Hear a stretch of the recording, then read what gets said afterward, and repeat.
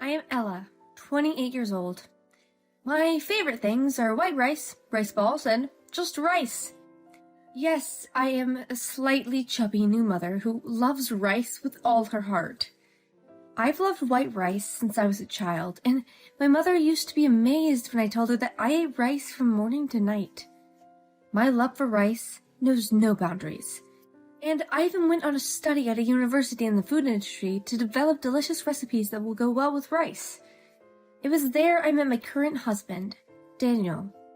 We were in the same class, and I was thrilled when he told me that he was a rice farmer. I was born and raised in the city and didn't know anyone who was a rice farmer. He came to the city because he didn't like the fact that his family was a farmer in the countryside. He seemed to be inspired by my love of rice and the fact that I ate it so deliciously every day. After graduation, I followed him back to the countryside to take over the farmhouse, and 2 years later, we got married. Now I work as a dietitian at a nursing home, and I'm always helping with the rice planting and harvesting. The eldest son, who had moved to the city saying he would not take over the family business, came back with a prospective wife, and my in-laws were in a frenzy. Moreover, my husband. If Ella hadn't been smiling so broadly and chomping down on rice balls at that moment, I wouldn't have had any intention of taking over the farm. Would say that, so I am worshipped like a goddess in my in-laws' house. My in-laws are gentle people to begin with, so when they decided to build a house on their property, I had no resistance. I get to eat delicious rice from a rice-producing region every day. My husband and in-laws would not have gone out of business. It was a win-win situation, and we were enjoying our home very much. Our long-awaited first child was born. It was a boy, and we named him Jack. Since there is still a strong sense in our community that the firstborn son has to be the heir of the family, my in-laws, relatives, and neighbors were all overjoyed. Having my beloved husband's child and being blessed by so many people made my days the happiest of my life. My son, who was loved by everyone around me, turned 4 months old, so I decided to go to the health center for a checkup. I was surrounded by babies the same age as my son, and I was excited to think that one day children would become friends with Jack. As I waited for my turn to see the doctor, chatting happily with the kind-looking mother sitting next to me, I suddenly heard a voice above my head. "Where did you buy those luxury brand clothes?" "What?" I looked up towards the voice and saw a woman with long hair looking down at me and my son. I was puzzled by the sudden question without any form of greeting, but she seemed to be the same new mother and answered with a smile. "Well, my mother-in-law bought it for me, so I don't know." She wiggled her thin eyebrows at my answer. "Wow, your mother-in-law dictates what you wear? That must be tough." "What? Really?" I did hear about a friend of mine who was having trouble with her mother-in-law buying clothes for her, but I was grateful because I'm not that particular and my mother-in-law has good taste. I didn't even know these clothes were a luxury brand in the first place. I felt uncomfortable as she stared at me with her eyes as if she was trying to decide what to wear. I was wondering whether I should leave my seat by pretending to change a diaper when she said to me, "I'll take those clothes off your hand." "What?" I was so confused I didn't know what she meant, but she started to take off my son's clothes. Hey, what are you doing?" She was blatantly miffed when I hurriedly picked up my son into my arms. "You don't want the clothes your mother-in-law bought for you, so I'm gonna take them." "Huh? No thanks. In the first place, if I give you the clothes he's wearing now, what is my son supposed to wear home? Why don't you just wrap a towel around him and go home? Don't worry, it's not that cold today." No way am I doing that. She was saying something crazy as if it was a matter of course, and my head was in a turmoil. Still, I tried my best to protect my son from getting hurt. "Maria, what's wrong?" A public health nurse, hearing the commotion, came between us with calm movements. "If there's anything bothering you, I'm here to listen. Please, come this way." The nurse gently but firmly led her to another room. Maria, as she was called, clicked her tongue and was taken away by the nurse. "Are you okay?" Yes. The woman next to me, whom I had been having a friendly conversation with earlier, looked at me with concern. Apparently, she had brought that nurse to the scene, and I thanked the woman. I wiped away a cold sweat, thinking about the crazy people in this world. The next day, when I thought such an unpleasant thing would never happen... Huh? What's wrong, Ella? As I was about to take in the laundry I had it hung out to dry in the evening, I'd noticed something odd. One of Jack's clothes was missing. The clothes of my son who had come for his checkup yesterday. I couldn't find that one of his clothing items, let alone the hanger. Oh no, maybe the wind blew it away.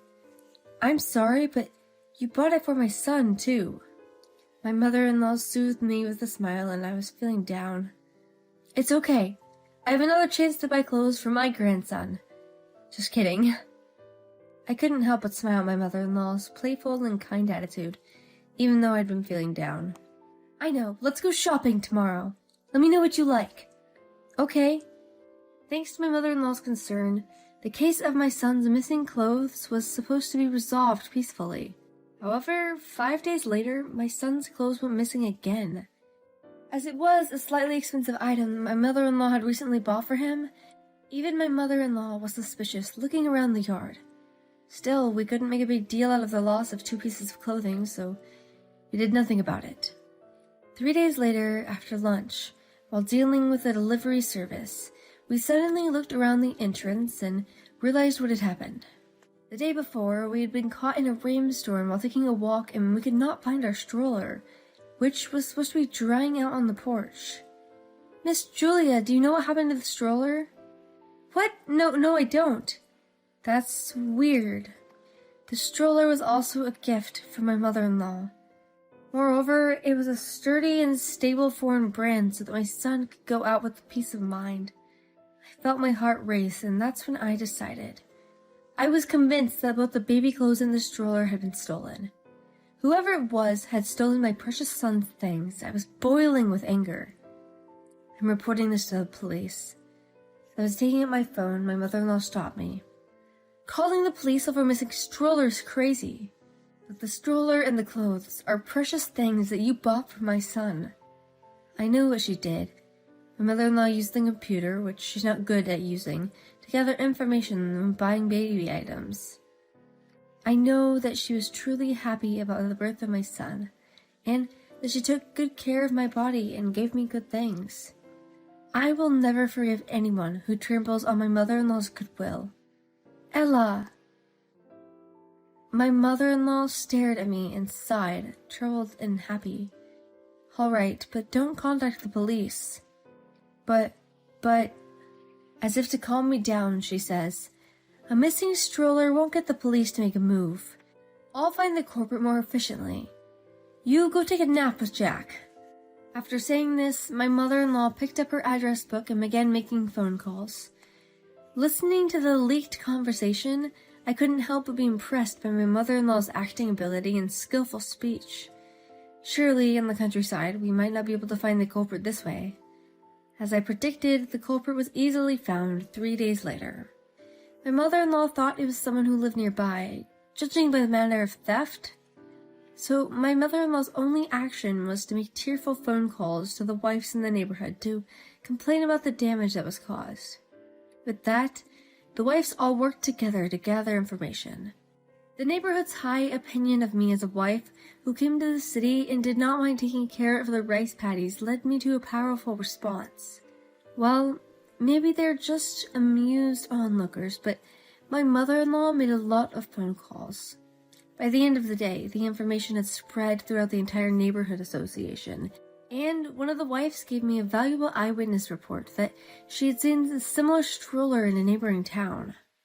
Based on this information, we questioned the farmer's wife, who lived in the next town, and she admitted to the crime. The network in the countryside is quite frightening. I was then surprised by a woman who visited our house with a baby stroller accompanied by her husband. She was the woman who had tried to rip off my son's clothes at his 4-month checkup. Apparently, she had followed me home after the checkup while pushing the stroller. I was shocked by the abnormality of being obsessed with someone you have only spoken to once, and horrified at the fact that such a person knew about our house. Her husband was trying his best to apologize, but She was looking as if she were flustered. Did you steal the clothes too? Hey, you even stole clothes? Her husband is pale, but she doesn't even change her expression. What? I only took it because she looked like she didn't want it, she said. Of course I want them. The clothes and the stroller are precious things given to me by my mother-in-law. I don't like that kind of attitude.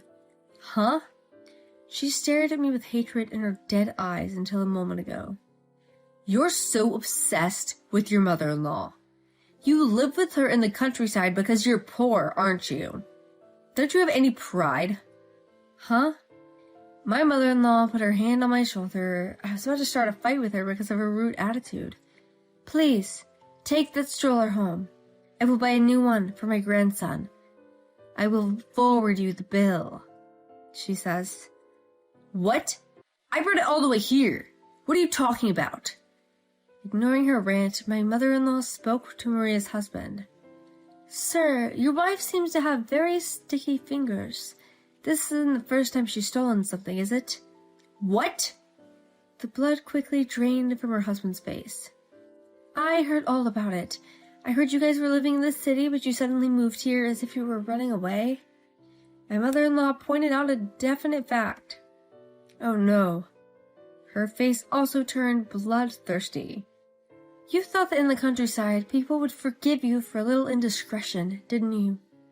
But you know the countryside is scary. Prepare yourself. The two of them were blandly flabbergasted by my mother-in-law, who approached them quietly and unobtrusively, but without averting her eyes, and ran off as if to get away. Miss Julia, how much do you know about the couple? I asked my mother-in-law.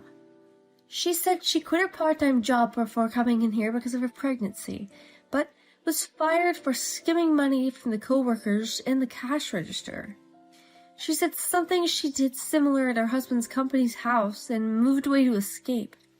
I heard that her pregnancy was real and she didn't turn herself into the police of the warmth of the people around her. I wonder what will happen to her in the future, since she caused such a commotion in such rural areas. I see. It is really scary in the countryside, where you get so much information in just 3 days. My mother-in-law laughed bitterly, and I returned a small smile. I swore from the bottom of my heart I would never do anything bad. As my mother-in-law had read, she had been misbehaving in many places. People who found out that we had been looted again to come forward and say that they have also been victims of stealing. Each one may be trivial, but the fact remains that she did a lot of evil deeds. Maria's mother-in-law and husband went around apologizing, bowing their heads to everyone. However, she stayed at home and showed no remorse for her wrongdoings. Because of that attitude, the people around her were looking away from her, as if the house was built by an unbelievable wife. It seems that her mother-in-law paid for almost half the cost of what she had done in that town, and when she came to the countryside, she had become a better person. They are disgusted that she came to the countryside and repeatedly did her misdeeds without any apology. I guess Maria's mother-in-law could not stand being ostracized by her neighbors. If you don't divorce your wife, I will give all the inheritance of the house to your brother. She gave Maria's husband, her eldest son, an ultimatum. The husband, who had completely been fed up with his wife, was encouraged by the ultimatum and immediately decided to divorce her. Of course, Maria did not agree with it. One day, about a month after the stroller fiasco, she stormed into her house with an angry face and made steam come out of her head. Hey, I'm getting a divorce because of you. My son has been taken away from me by my husband and his mother, and you're taking the blame. As I happened to be home alone, I was against her sniving and blaming me, and calmly replied to her words. You deserved it. Grapes, chicken eggs, watermelons. The damage of various farmers was all you're doing. It's better for a child to grow up without a problematic mother like you. What is wrong with you? There are so many crops out there, it wouldn't be a problem if I took a little bit of it. I thought the country people were more open-minded. What happened to the spirit of mutual help? This woman is crazy. Have you ever done anything to help others or anything else that would make people grateful? Ugh. In the first place, how can you be allowed to steal the crops that have been carefully nurtured like your own child? The same goes for your baby products. They were bought with money that my mother-in-law obtained through the hard work. What? You're acting like a good girl. It's disgusting. I don't care if you find me disgusting. Just smile and be serious, and you'll get a full meal of delicious rice. It's great. Wow, you're finally showing your true colors. Just when she smiled that snickering smile. That's fine, a voice behind her said. What? Before I knew it, my mother-in-law, who had returned from working in the fields, came up next to me and laughed at her. It's a blessing to be a rice farmer, and I have a woman who fell in love with our rice and came to marry my son. It's great to have a wife who smiles and helps out in the rice paddies and happily eats her rice. But it's much, much better than a wife like you who only knows how to steal. Ugh. Now why don't you go back to the city you love so much? Or should I call the police? What? I guess she was so shocked that the bond between me and my mother-in-law was so strong, and it completely overturned her outlook on life. She ran away screaming like a child. Oh, I hope she doesn't ever come back here again. I remember my line earlier about being able to eat a full meal of delicious rice while praying that she would never go back. Oh, no, of course. I wasn't just attracted by the rice, you know. I married my husband because I love him too, you know. After the rice, right? I look at my understanding, kind mother-in-law and laugh. The watered rice fields were sparkling in the spring sunlight. My mother-in-law was furious at Maria's unrepentant behavior when she stormed into her house after that. She demanded an immediate lump sum refund of the damage payment she had taken on her shoulders. Naturally, Mia was unable to repay the money, and her flamboyant and confident appearance from the line we first met was just a shadow of her former self. She left the town with shaggy hair and tattered clothes. She would probably end up living a life of debauchery, working in some bar somewhere in the middle of nowhere. 5 months have passed since then, and it is time to take our son, who gradually switched from baby food to regular food. The rice that Daddy made is delicious, isn't it? Mama. Yes, nothing beats fresh rice. Dada. My husband, who was eating next to me, laughed as I chatted with my son while feeding him porridge. Jack is gonna grow up to be a rice lover, isn't he? Of course. He's a happy child who always loved delicious rice by his side. Both my mother-in-law and father-in-law look at us with smiles. Surrounded by my favorite rice and a kind family, I am full of happiness.